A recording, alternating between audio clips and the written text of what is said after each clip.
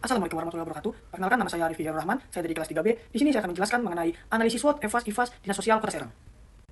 Analisis SWOT yang dilakukan terhadap Dinas Sosial Kota Serang memberikan gambaran menyeluruh mengenai kondisi internal dan eksternal organisasi dalam mengelola PMKS, menyandang masalah kesejahteraan sosial. Melalui penyusunan IVAS dan EVAS, terlihat faktor mana yang memiliki pengaruh paling besar terhadap kinerja program, baik dari sisi kekuatan, serta peluang maupun kelemahan dan ancaman.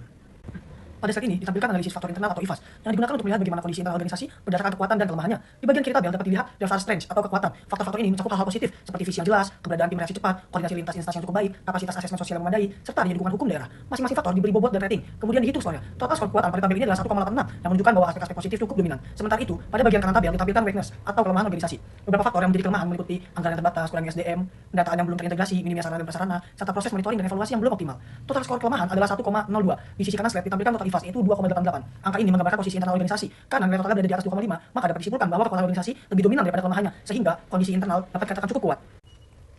Pada slide ini ditampilkan analisis faktor eksternal atau EVAS yang berfungsi untuk melihat peluang, opportunities, dan ancaman yang berasal dari luar organisasi.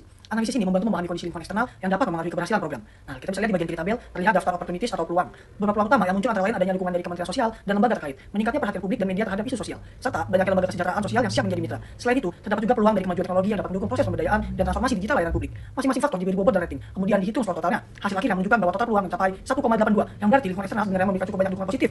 Sedangkan di bagian kanan tabel tercantum threats atau ancaman yang berpotensi menghambat program. Ancaman tersebut meliputi meningkatnya permasalahan sosial yang semakin kompleks, stigma negatif masyarakat terhadap PMKS, keterbatasan sistem keamanan, hingga risiko ketergantungan bantuan. Tidak hanya itu, kebijakan pemerintah yang sering berubah juga menjadi ancaman karena dapat memengaruhi kesinambungan program. Total skor ancaman pada tabel ini adalah 0,86 yang menunjukkan bahwa meskipun ada hambatan, tingkat ancamannya tidak lebih besar dibandingkan peluangnya. Di sisi kanan slide juga tercantum total IVA sebesar 2,68. Angka ini menandakan bahwa secara keseluruhan peluang eksternal lebih kuat dibanding ancaman, sehingga lingkungan luar masih cukup mendukung keberlangsungan program yang dijalankan organisasi. Interpretasi total IVAS dan EVAS. Pada bagian ini dijelaskan bagaimana hasil perhitungan IVAS dan EVAS diinterpretasikan untuk memahami posisi internal dan eksternal Dinas Sosial Kota Serang. Pertama, total IVAS sebesar 2,88. Nilai ini menunjukkan bahwa kekuatan internal Dinsos jauh lebih dominan dibandingkan kelemahannya. Dengan kata lain, secara internal, Dinsos memiliki kemampuan yang cukup kuat untuk menjalankan program sosialnya, baik dari sisi koordinasi, kesiapan tim, maupun dukungan regulasi. Angka ini juga mengisyaratkan bahwa aspek-aspek positif di dalam organisasi mampu menjadi modal utama untuk mendukung strategi dan implementasi program. Yang kedua itu adalah total IVAS sebesar 2,6.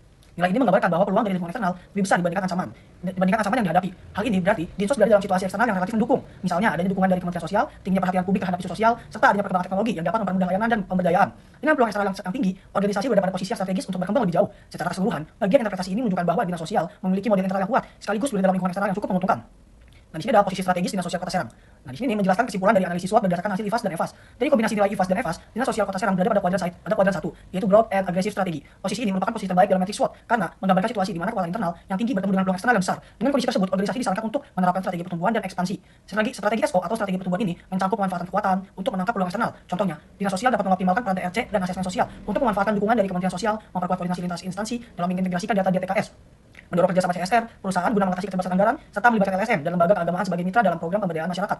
Dengan berada pada kuadran 1, Dinas Sosial memiliki potensi yang sangat besar untuk memperluas program, meningkatkan kualitas pelayanan, dan mendorong inovasi yang lebih agresif untuk menjawab kebutuhan masyarakat.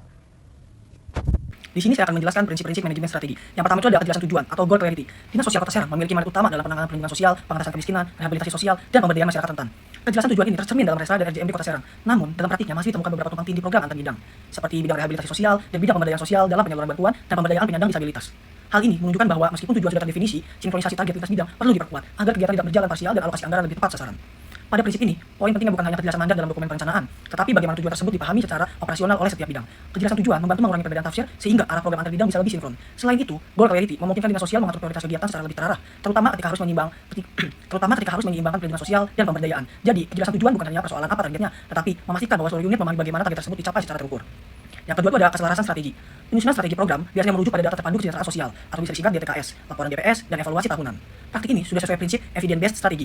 Namun, tantangan muncul ketika validitas DTKS belum sepenuhnya presisi, sehingga menjadikan keputusan berbasis data kadang tidak sepenuhnya mempresentasikan kondisi lapangan. Misal, masih ada penerima bantuan yang tidak tepat sasaran. Dengan demikian, penguatan akurasi data penerima manfaat serta pembaruan data berkala menjadi kunci peningkatan kualitas strategi. Keselarasan strategi mengharuskan setiap program merujuk pada data yang relevan dan kondisi lapangan. Tantangannya adalah menjaga konsistensi arah ketika data sering berubah atau masih perlu diperbaiki. Oleh karena itu, strategi perlu dirancang adaptif agar tetap selaras dengan dinamika penerima manfaat dan pembaruan DTKS. Dengan pola strategi seperti ini, Dinas Sosial dapat meminimalkan kesenjangan antara perencanaan dan pelaksanaan di lapangan, sehingga kualitas implementasi menjadi lebih kuat dan tepat sasaran. Yang ketiga itu ada pengelolaan sumber daya. Keterbatasan anggaran serta jumlah SDM menyebabkan Dinas Sosial harus mengoptimalkan program prioritas dalam efisiensi tinggi. Dalam beberapa tahun terakhir, anggaran lebih banyak terserap untuk bantuan sosial dan kegiatan respons sosial cepat atau TRC. Di satu sisi, prioritas ini sangat strategis, namun di sisi lain menyebabkan porsi anggaran untuk program pemberdayaan masyarakat menjadi terbatas, sehingga outcome jangka panjang masih belum maksimal. Efektivitas dapat meningkat melalui pemetaan ulang, efisiensi belanja, serta pemanfaatan teknologi layanan sosial. Pengelolaan sumber daya yang efektif menuntut kemampuan memilih prioritas yang paling strategis ketika anggaran dan SDM terbatas. Tidak hanya fokus pada efisiensi, tapi juga memastikan bahwa porsi sumber daya dialokasikan pada kegiatan yang memberikan nilai manfaat terbesar. Selain itu, optimalisasi peran SDM menjadi penting, terutama dalam hal pembagian tugas yang proporsional, peningkatan kompetensi pegawai, dan pemanfaatan teknologi layanan. Dengan pengelolaan sumber daya yang terarah, program dapat berjalan lebih stabil dan hasilnya lebih berkelanjutan. Yang keempat itu ada responsivitas. Dinas Sosial Kota Serang memiliki kanal keluhan masyarakat melalui layanan aduan, media sosial, dan laporan RT atau RW. Respon cepat terhadap kasus penyandang masalah kesejahteraan sosial menunjukkan bahwa aspek responsivitas sudah berjalan. Namun, responsivitas biasanya bersifat kuratif dan reaktif, belum dominan pada pola pencegahan seperti edukasi, early detection, dan peningkatan kapasitas komunitas. Untuk memenuhi prinsip manajemen strategi modern, responsivitas perlu diarahkan lebih. Yang kelima itu ada kolaborasi antar instansi. Dinas sosial tidak dapat bekerja sendiri karena permasalahan sosial bersifat lintas sektor.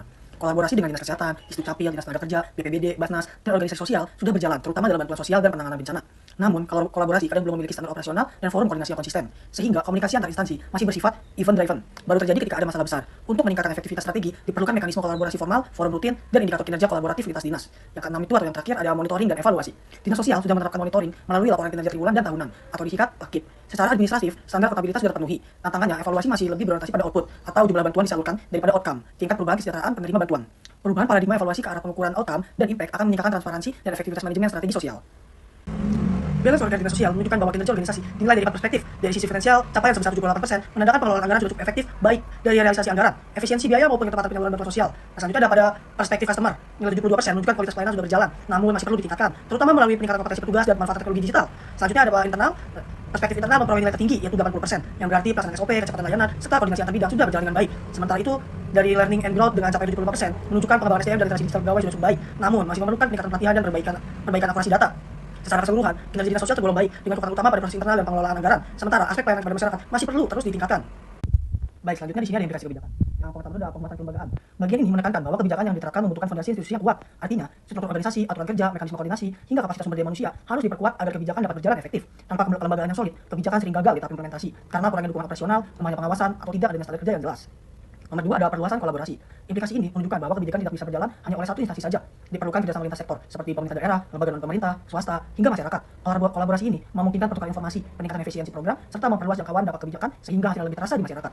Digitalisasi layanan sosial, bagian ini menjelaskan bahwa perkembangan kebijakan menuntut layanan publik yang lebih modern. Digitalisasi layanan berarti menggunakan teknologi untuk mempercepat proses administrasi, memperbaiki kualitas pelayanan, serta memudahkan masyarakat mengakses bantuan atau informasi. Implikasi ini penting untuk menciptakan pelayanan yang lebih transparan, cepat, dan dapat dipertanggungjawabkan.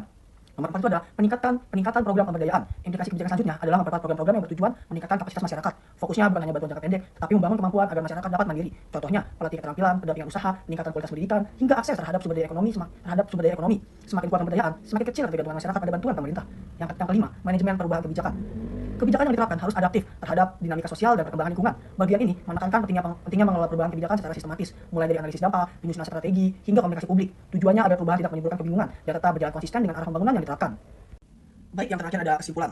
Dinas Sosial Kota Serang berada dalam posisi strategis yang sangat kuat dan memiliki peluang besar untuk meningkatkan kualitas penanganan serta pemberdayaan PMKS. Kekuatan internal yang solid serta peluang eksternal yang melimpah menjadikan organisasi ini siap untuk menjalankan strategi pertumbuhan agresif atau growth strategi.